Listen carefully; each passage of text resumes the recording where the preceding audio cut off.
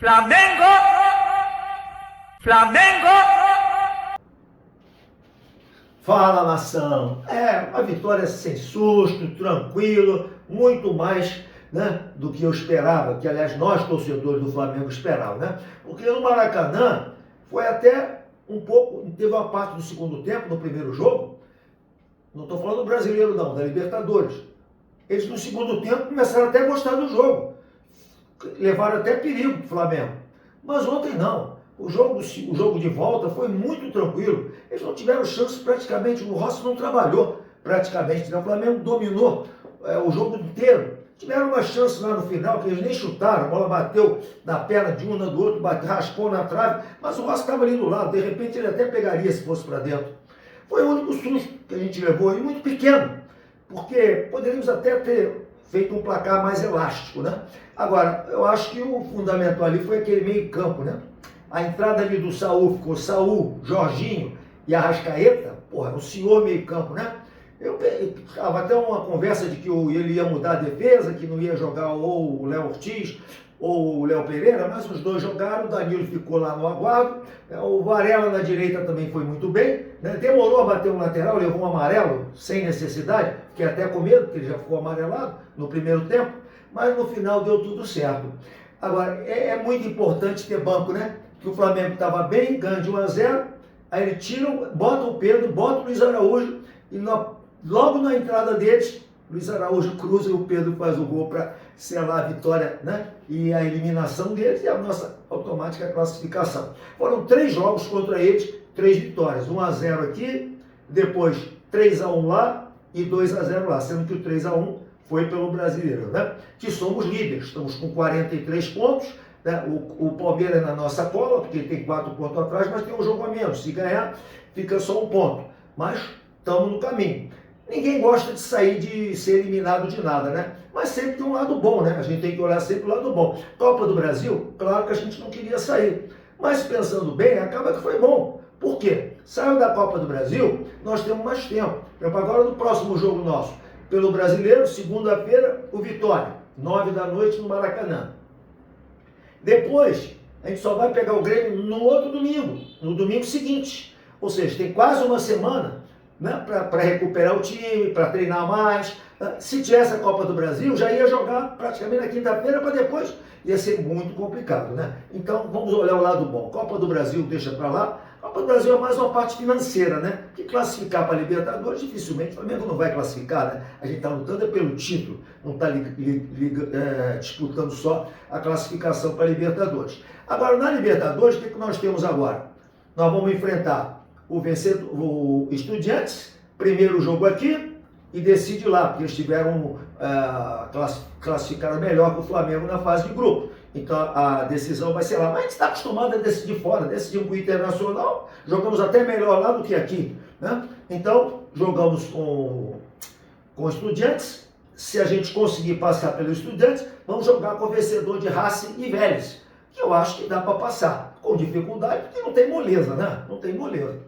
Porque o lado pior, nesse ponto, o Flamengo eu acho que foi um pouco favorecido, teoricamente, que do outro lado é que estão os mais fortes candidatos, na minha opinião, que é o Palmeiras, o Botafogo, o River Plate, estão do outro lado, a gente só pode cruzar com eles na final. A próxima fase da Libertadores, que é a quarta de final, que nós vamos pegar o Estudiantes, só em setembro, né? E depois só em outubro e a final em Lima em novembro só, se eu não me engano, dia 21 de novembro. Espero estar lá, né? Se Deus quiser, o Flamengo vai estar nessa final. Mas tem muita coisa ainda pelo caminho.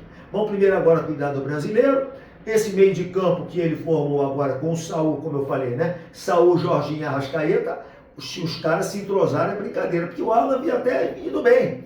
Só que defensivamente, porque ele não tem muita criatividade, né? Então saiu o Alan, entrou o Saul é muito mais jogador que o Alan, mais vertical, joga para frente, né? Então eu acho que esse meio de campo ainda tem um lugar que vai ter que lutar para, quando ele voltar, vai ter que lutar para a posição dele. Se o meio de campo estiver armado, o Pulgar vai ter que segurar um pouquinho, embora seja um jogador muito importante. Mas com esse meio de campo que o Flamengo criou, o lado direito também, o que acontece? Nós perdemos o lado direito, o Wesley e Gerson foram embora, quem fazia o lado direito.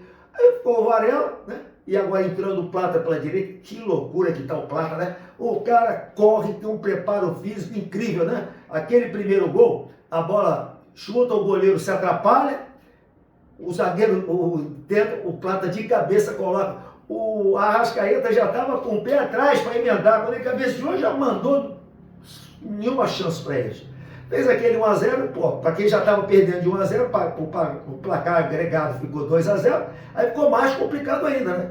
E o Flamengo em cima. Quer dizer, eu pensei que o segundo tempo, como o Flamengo tem feito ultimamente, tem jogado mal no segundo tempo, que nada, no segundo tempo a gente foi mais para cima ainda, né?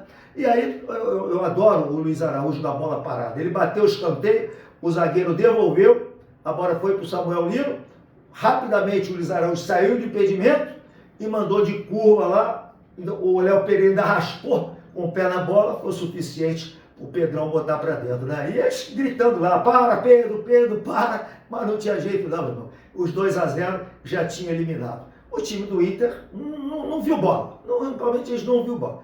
Nem eles acreditavam que o Flamengo ia ganhar tão fácil, eles estavam levando muita fé, né? Mas passou, estamos classificados e vamos olhar para frente agora. Primeiro o brasileiro, como eu falei, é o Vitória, depois o Grêmio e depois o Juventude lá na Serra Gaúcha lá, né? Mas aí é mais para frente. Vamos pensar primeiro no Vitória, temos tempo até segunda-feira, porque o Vitória é um time chato, está lá atrás, mas costuma fazer umas surpresas.